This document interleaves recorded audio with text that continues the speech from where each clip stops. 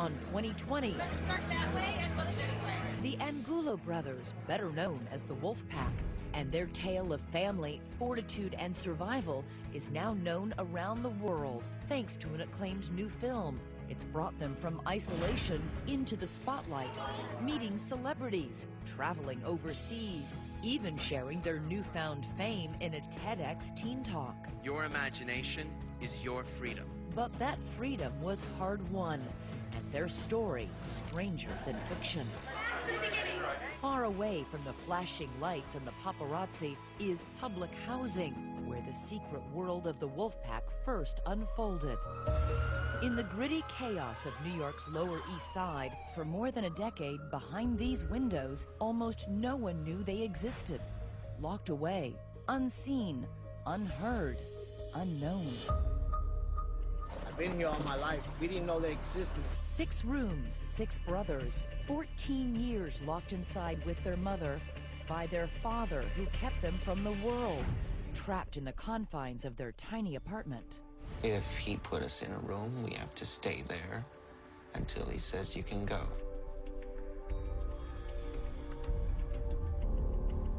With no friends and no freedom, the boys have just one escape, what would be their salvation. Movies. Thousands of movies. As far back as I can remember anything, like as far back as I can remember loving my mom, I remember movies. They were like a door into another world. In many ways, movies saved your lives. I think, in a way, movies, they shaped us who we are. They memorized them, reenacted them, even costumed themselves in imitation, like Travolta and Jackson in Pulp Fiction. Movies are gonna be like that, right? I can feel your look. Tonight, a story about the power of film, of imagination, and the Wolfpack's astonishing journey to freedom. It's now or never. Good evening, I'm Elizabeth Vargas. Just weeks ago, that acclaimed film, The Wolfpack, received an MTV nomination for Best Documentary, topping off an incredible year for those 6 courageous brothers whose lives had been saved by the movies. That is, until they became their own movie.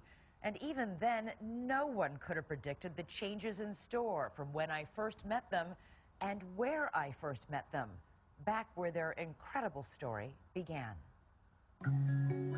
It's a New York City public housing development, home to some 800 people. I am a rare visitor to the apartment where the Angulo family lives. Come on in. 21-year-old Mukunda invites me in, show me the home that was his prison for 14 years. The apartment is 1,000 square feet. The largest space is this living room. That's 2 of me.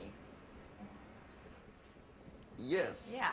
It is small. The apartment home to 7 children and their mother Suzanne and their father Oscar. He had the only key to the front door, and only he could use it. So this was always locked? Always. His father blocked the door with a tall ladder to keep intruders out, and his wife and children in. And when you lift the ladder, it'd make a loud, like, so he would know if anyone was attempting to go out. Oscar creates their own fortress of solitude. In these home videos, scenes of the strange world in which they lived. Part Hare Krishna, part paranoia. Oscar's own hermit kingdom. So we had this idea of, like, you know, having a big group, like our own community, our own race here. It's almost like a tribe that you have. Vishnu is the first child and only daughter, born with a rare genetic disorder. A year later came Bhagavan, and a year later, fraternal twins, Govinda and Narayana.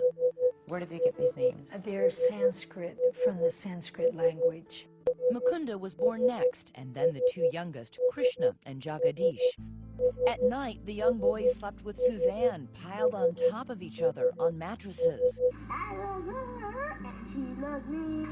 During the day, releasing their pent-up energy, dancing, bouncing.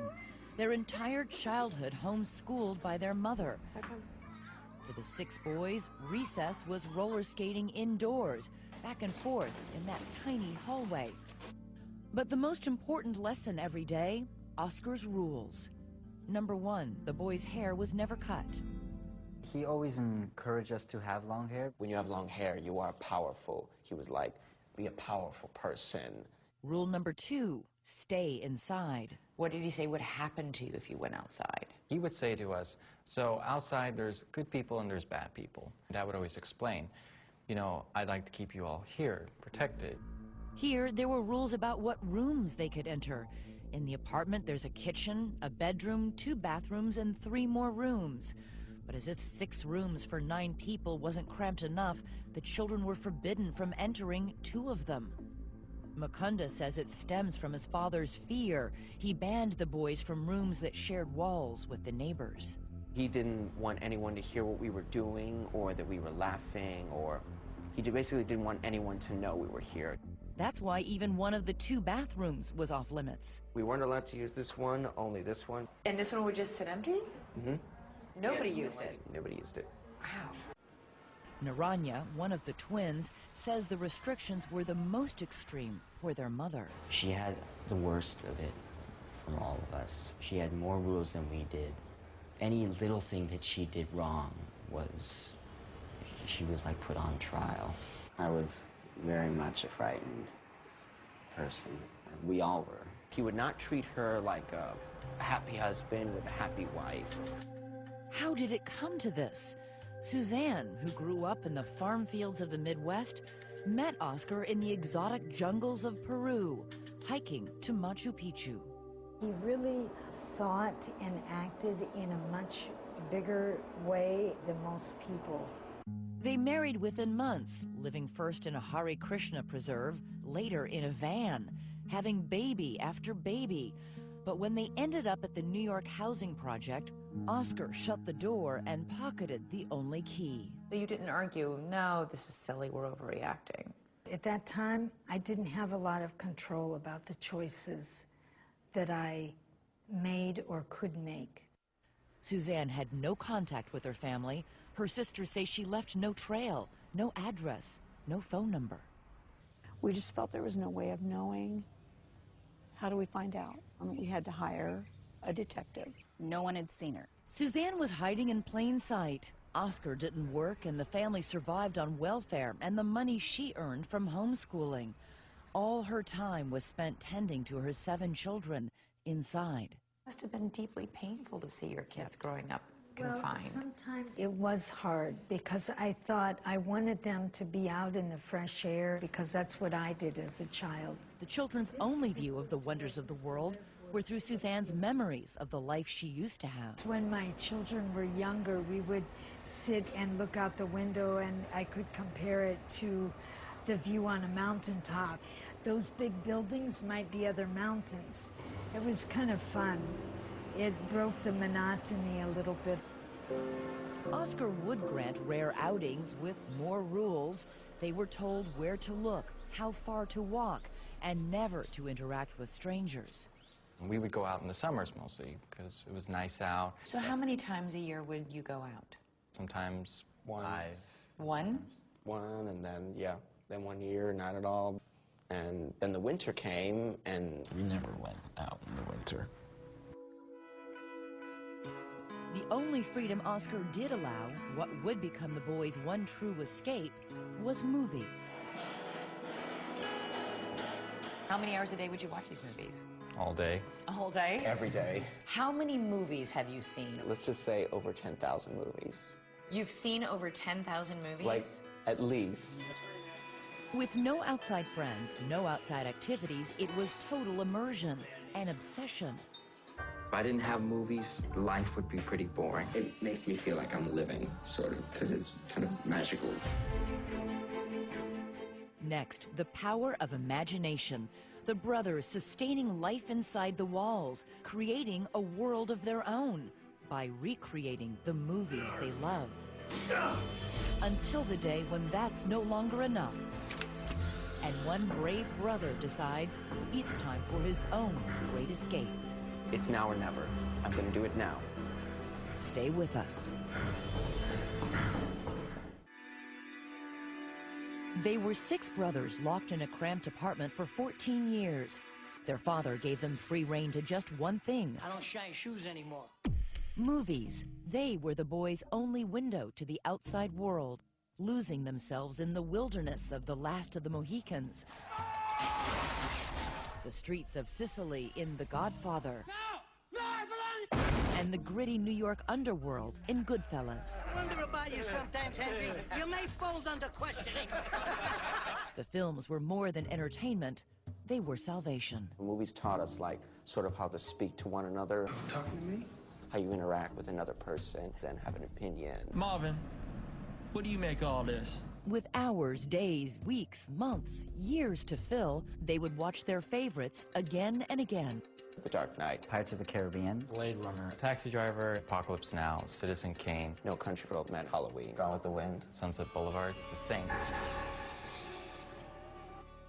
At some point, simply watching is not enough. Mr. White.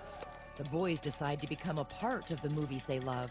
In the confines of their tiny apartment, their imagination runs wild. Every time my fingers touch brain, I'm super fly TNT. I kind of thought, why don't we do those films? Be those characters. They painstakingly transcribe every word, spending weeks creating handwritten scripts, homemade costumes, and props. Inglorious Bastards. How many scenes in the movie is this? Well, this is the whole movie. This is the whole movie? Every word that is uttered in that movie. And that's every word that's uttered in Pulp Fiction? Yes. Yes. You've got to be kidding me. With every line, every hand gesture, every expression memorized, they assign parts and perform. Their only audience is themselves. Scenes from Reservoir Dogs. From Pulp Fiction. Don't be looking at me like that, right? I can feel the look. Batman. Every punch choreographed.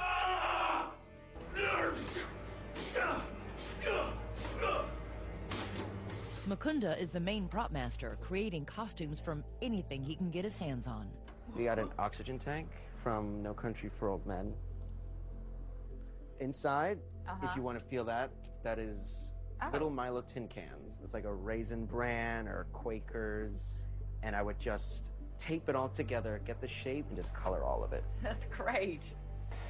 When we do it, I have to get in the mind of the character to play Batman because it's a responsibility, sort of.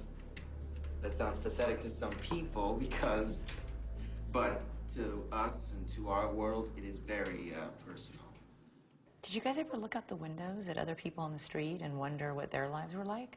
It was kind of like, oh, look at that, that's a school bus, these kids are going to school, just like in the movies. As for the neighbors they never saw. We make up characters out of them. Like if we hear yelling or like loud music, we'd be like, that sounds a little bit like Goodfellas partying. Maybe Robert De Niro was living in there. We just imagine a lot. Sort of what you miss out on, you make up in fantasy. For 14 years, they are confined, from first teeth to first words, young boys becoming young men. As they grow, the 4 rooms they live in grow smaller. The claustrophobia becomes stifling. It's scary to want to break out of that box. Then, in 2009, their prison shrinks even further. Oscar, perhaps sensing his growing son's growing restlessness, covers the windows that winter with blankets, sealing off the one remaining link to the outside world. When that was happening, we couldn't even get sunlight looking out the window. I started getting a little like, all right, enough is enough. It is 2010. The tension in the tiny apartment has mounted. It starts to reach like a volcano point where something is starting to erupt. Mukunda's name means giver of freedom, and one morning he wakes up determined to seize his own. It was a Saturday morning, and I just thought, you know what? I've got to do it today. It's now or never. He waits for his father to leave the apartment to buy groceries. I wouldn't dare do it when he was around. He goes to his prop closet and selects a mask to hide his face. He is frightened his father will see him on the street. The mask he chooses, Michael Myers from the movie Halloween. There's no way he would be able to recognize it was me. Right. And then, 15-year-old Mukunda opens the front door. Down the 16 flights of stairs. And out into the air. The moment I opened the door, my heart pounded so hard. I was like... Outside, without his father, for the first time in his life. What do I do? I'm out in the open. It's all out there. There's no going back now. He doesn't even know his own address. I'll know how to get back As long as I keep our building in my sight. So you just kept looking back here, sort of as your touchstone. Yes. But you kept walking. I did. mean... And as I recall, I knew which window was ours, and I saw my brothers. Like so you came down to this corner, turned this way? I turned left, yes. Turned left. Were you nervous? Really nervous. Still wearing the Halloween mask, he goes into a bank, a supermarket. He is terrified, and terrifying to those who see him.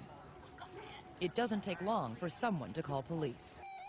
Mukunda is escorted away in an ambulance. For most, a nightmare. For Mukunda, it's his first real-life adventure. I was in an ambulance for the first time. I was never in an ambulance. I was like, whoa, look at this. This is just like a movie set or something. I'm like, they got the siren on? This is pretty wild. Because Mukunda won't speak, police think he's unbalanced. They take him to Bellevue Hospital, the psychiatric ward. What was it like being in the hospital? Fun, I have to say. Fun? It was, because I interacted with, like, people for the first time. He spends a week at the hospital, and when he returns, there is a cataclysmic shift in the apartment. Oscar now knows he's no longer in control. Basically, it was that first walk down this first sidewalk that broke the spell, really, over the entire family, right? It is a walk on Broome Street. Changed everything. Next, all the brothers discovering the outside world for the first time. This is like 3D, man. It's very fresh out here. And a chance encounter with a woman who will change their lives. It was like one kid, another kid, and all of a sudden it was 6 of them, and I ran after them. Stay with us. What were those first forays out like? Pure excitement. Pure excitement. Yeah. They are tentative at first, traveling in a pack, not going far from home. Their senses are heightened. A simple stroll is supercharged. They revel in their new freedom. Having independence feels really great if you've never had independence your whole life. Yeah. It's so powerful. You know, you feel like I can survive. I have much more confidence. I can make it. Even as they're breaking free, their lifeline remains the movies. This is like 3D, man. It's very fresh out here. In their trips out, they wear a form of armor, the suits of the cast of Reservoir Dogs. With their long hair and sunglasses, they're hard to miss. And in their first week out, New Yorker Crystal Muzelle spots them and does a double take. I was just like walking down the street, and all of a sudden it was 6 of them, and I ran after them. There was like nothing I could have done. The brothers who consider movies their religion ask Crystal what she does for a living. The first person they meet, and she is a movie maker. It feels like fate. We shared the same passion. It immediately made a connection from there. They arrange to meet, and soon the brothers invite her for dinner at their apartment. Crystal has no idea she is the first outsider ever allowed into the apartment. You're actually our first guest to be invited over. Really? Yeah. Ever? Yeah. Never invited anybody over before. Why not? Because we didn't have friends. He had revealed to me that I was one of their first friends, and that was a huge, like, what? You didn't know that. I was your first friend? Crystal only gradually learns about the confines of the boys' childhood. She starts documenting as they experience life on the outside for the first time. Their first bike ride. First visit to a restaurant. How's that salad? That's Mukunda 5 years ago. Is it gross? No, it's very tasty and very chemical. Chemical? Yeah, tastes like a chemical. And perhaps most momentous, their first time to a movie theater to see Christian Bale starring in The Fighter. That's awesome. That's exciting. I play that guy in The Dark Knight. Oh, yeah, Batman Begins. You had a front row seat to them experiencing the world for the first time. Yeah. What was that like? Oh, it was wonderful. They would express, oh, we've never been to the beach. We want to go to the beach. I said, okay, let's go. I'll follow you to the beach. At the beach, for the first time, they feel the sand in their toes, taste the salt in the air. It was kind of like this baptism as they're like crashing into the water for the first time, and it's very beautiful. How did they grow and change as they began to go out and experience life? They slowly learned how to interact with people. Nice to meet you. Nice to meet you, too. Nice to meet you. Where are you guys from? The only way I knew how to make conversation with anybody was, do you like movies? Yes, I do. What's your favorite? I like this movie. Oh, I like that, too. Learning the art of conversation and the art of movie making, Crystal teaches them about cinematography. Tripod. You know, the three-legged. Oh, yeah. That's Govinda, one of the twins, his hair long, dutifully taking notes. And how do you review over what you've recorded? There's something that's so open about them that you don't see every day when you're in New York City. Crystal films for nearly 5 years. A friend tells her the boys look like a pack of wolves, and the nickname sticks. All the while, they become more accustomed to the outside world. What were the differences between what you had thought life was like from watching the movies and what you really experienced life as being? One, not everybody's trying to kill you. In movies, everybody understands what the other is saying, and they have like a reply to it. But in real life, it's like, could you repeat the question? Could you repeat it? Like, I'm sorry, I didn't get that. And not everything's a plan, in other words, in life. And in movies, Everybody's not following a script. exactly. Just everything moves slower. You need life to be edited a little bit better, right? Their freedom brings transformation. The youngest, Jagadesh and Krishna, changed their names to Eddie and Glenn, and 4 of the brothers cut off their long hair. So cutting your hair off was a rite of advancing. Right, like leaving the past behind. It's like okay, we're starting a new life. This is how I'm moving forward. Who did you see change the most over the course of the time you spent with them? I think their mother. Really? Their mother really broke free out of the situation that they're in, and it was very beautiful to see that happen. I am not finding that place that has the donuts. That's what I'm looking for. You've gone from living where you never were allowed to go out unless Oscar said you could, to now going out every single day. Yes, I feel now like I've stepped back into how I really know myself. Do you have regrets? Do you wish that you had claimed that part of yourself sooner? In some ways I have regrets, but in many ways it's been a journey for me. And I feel like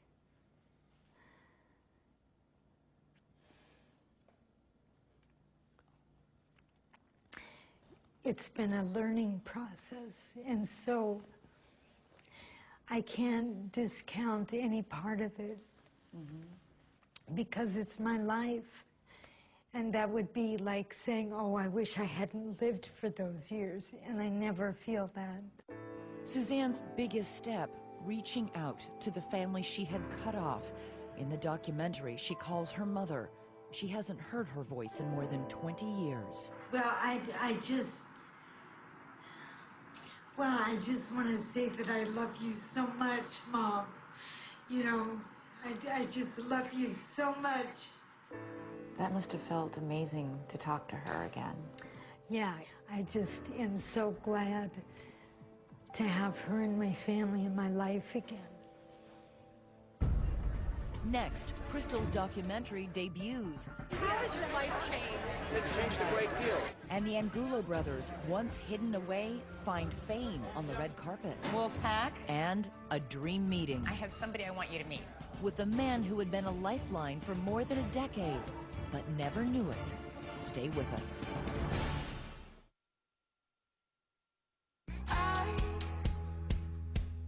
I spent years running from what I really wanted.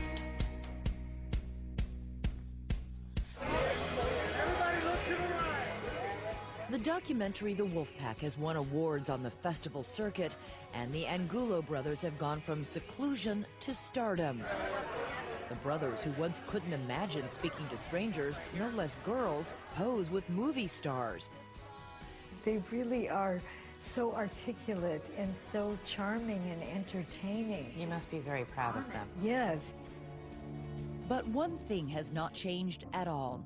After a night on the town rubbing elbows with celebrities, they return home to the same apartment that had been their prison. Their father, Oscar, still lives there. Suzanne remains married to him, but says he no longer makes the rules. Are things different now? with you and your husband? Yes, our relationship was probably done like a 180. In our visits to the apartment, Oscar remained behind this door, unseen. This is my parents' room. That's your parents' I think room? they're in there. He did not respond to our request for comment. The relationship between Oscar and his sons is irreversibly damaged. Only one brother now speaks to him. The others, like Narayana, are desperately saving money to find a way to move out. I have no interaction with him at all. As far as I'm concerned, he's dead. I'm trying to move out because living under the same roof just haunts me every second.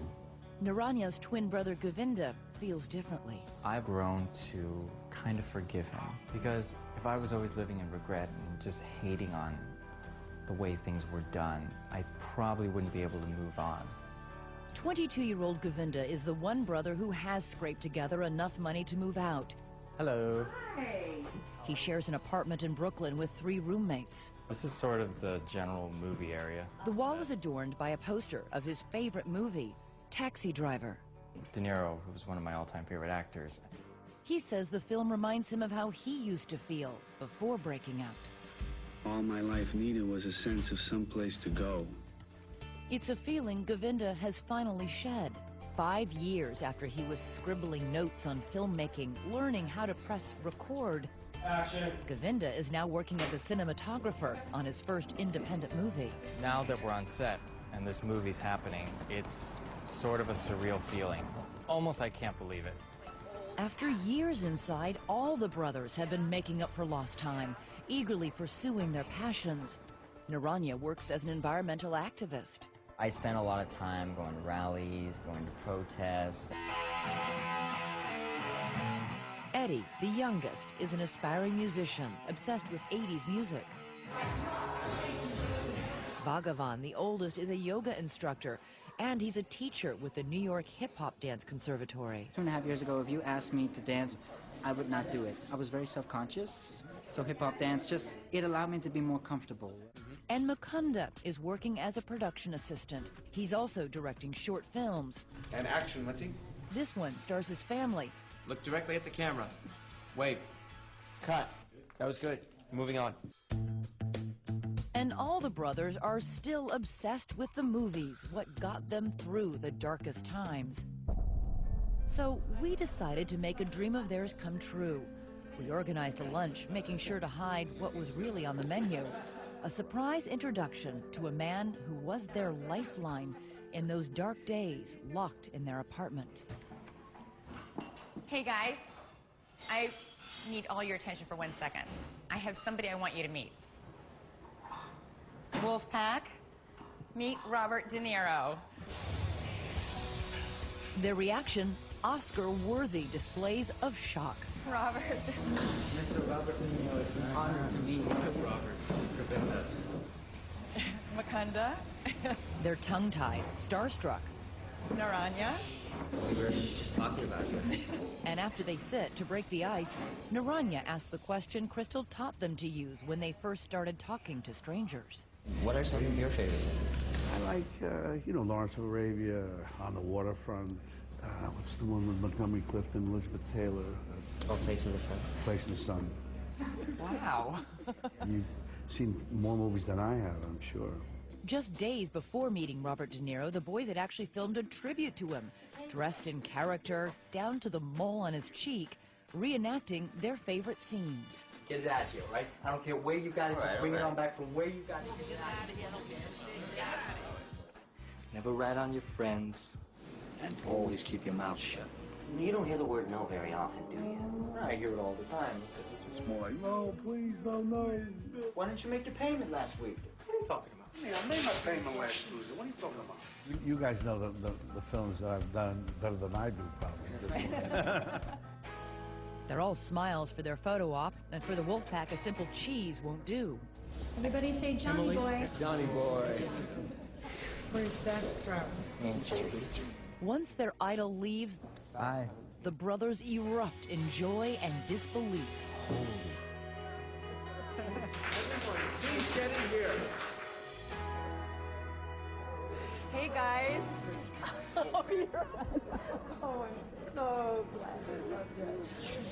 You are so well going. I'm going to remember this forever. Next, here we go. A cloud nine of a different sort. Hi, everybody. And another pinnacle. You can do it. For the family to reach. Yes! Really a dream come true. Stay with us.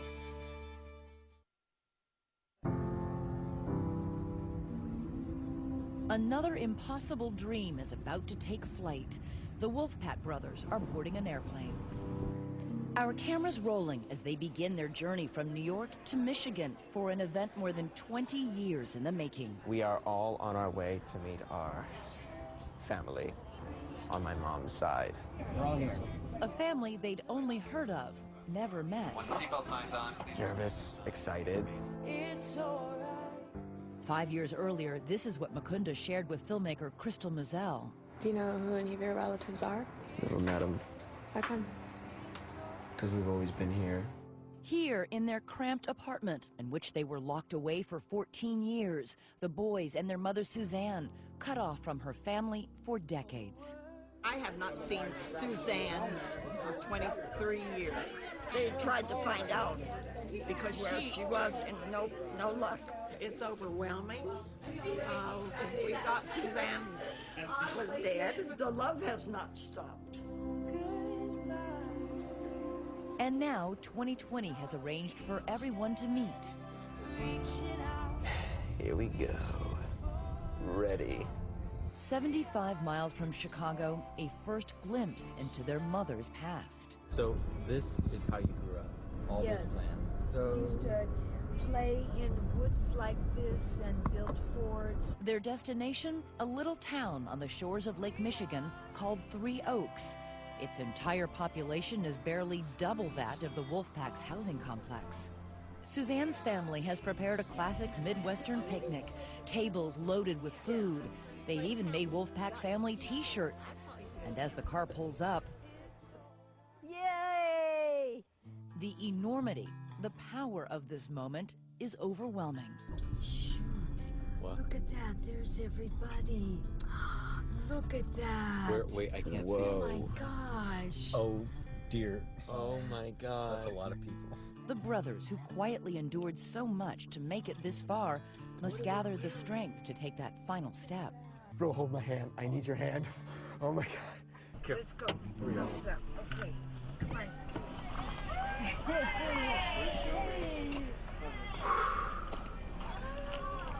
Hi, everybody. Hi, Mom. Oh. Our hug's okay. Corey and Jeff, they're from Chicago. He lives like, So that's my dad. This is my daughter Cheyenne. Hi, nice to meet Govinda. you. I'm Govinda. it's good to meet you. You all look alike to me. Yes, we do. Love the 80s. Yeah, That's all him. that's me. All him. All the way. Like Motorhead? Motorhead, Twisted Sister, Rad. While new bonds are forged, There's your t-shirt. Oh, thank you so much. It's official. old bonds are renewed. Suzanne spots her older sister Joyce. Suzanne was her maid of honor at her wedding.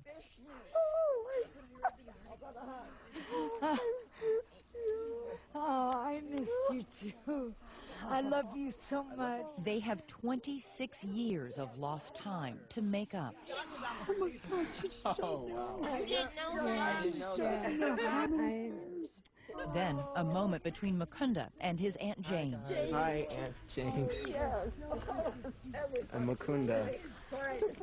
Jane knows that none of this could have happened if Mukunda hadn't taken that giant step out of his apartment prison 5 years ago. A young man has a lot of courage. Mukunda, he in essence really kind of saved your sister's life. The whole family.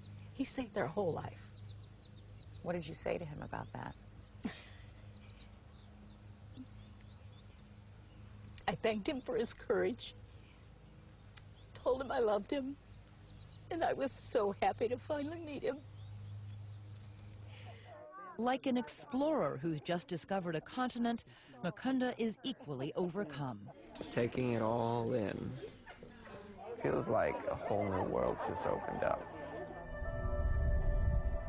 As the reunion winds down, Suzanne returns with her kids to a monument of her own childhood, the sand dunes where she used to play. It is a steep climb to the top, but Suzanne has surmounted challenges much higher. This is what your life means right now, to get to the top. I'm here, yes, yes. Nice job. Yeah, wow. Even here, with the unmatched majesty of nature, Suzanne and the boys still rely on movies as their touchstone. You know what it's like? The Last of the Mohicans.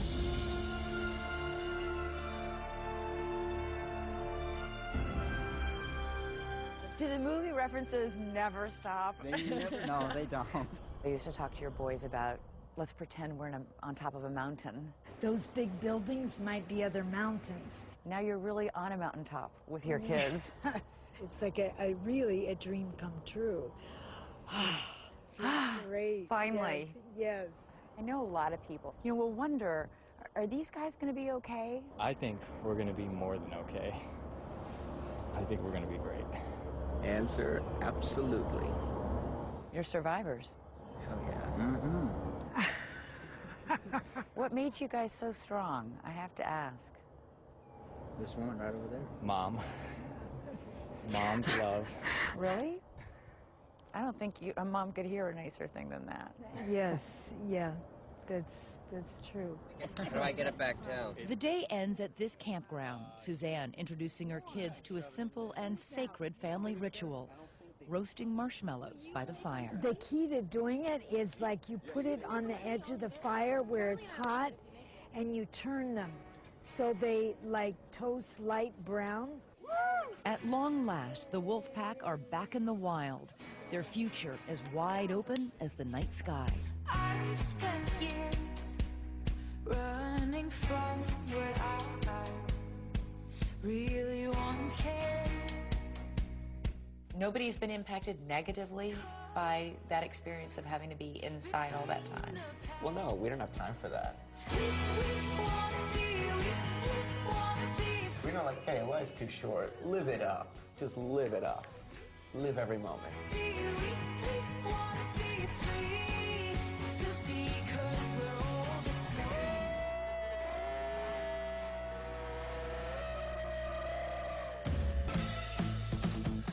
Next, one brother takes a big step. More on the Wolfpack's new lives. Stay with us. The Wolfpack's new lives have expanded far beyond their small apartment. They are now a whirlwind of activity and adventure. It's been a really fun ride. It's been nonstop.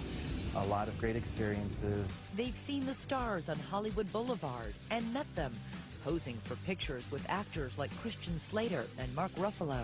And the Wolfpack has been traveling the world, their press tour taking them from Abbey Road to the Coliseum, each new place a touchstone to a treasured movie. London have reminded us of films such as Oh Lucky Man or Harry Potter. And there have been plenty of firsts. Govinda has a new passion. Experiencing crazy roller coasters.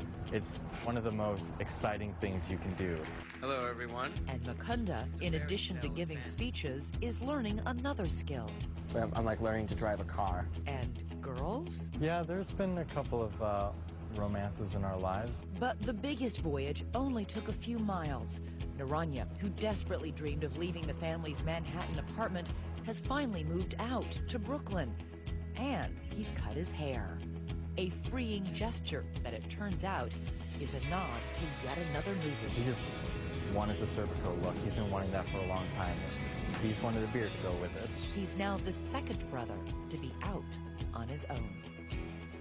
And we wish Narayana and the rest of the pack the best of luck. And if you haven't seen it, The Wolfpack is now available on DVD, iTunes, and Netflix. Thanks so much for watching tonight. I'm Elizabeth Vargas. For David and all of us here at 2020 and ABC News, have a joyful Easter weekend.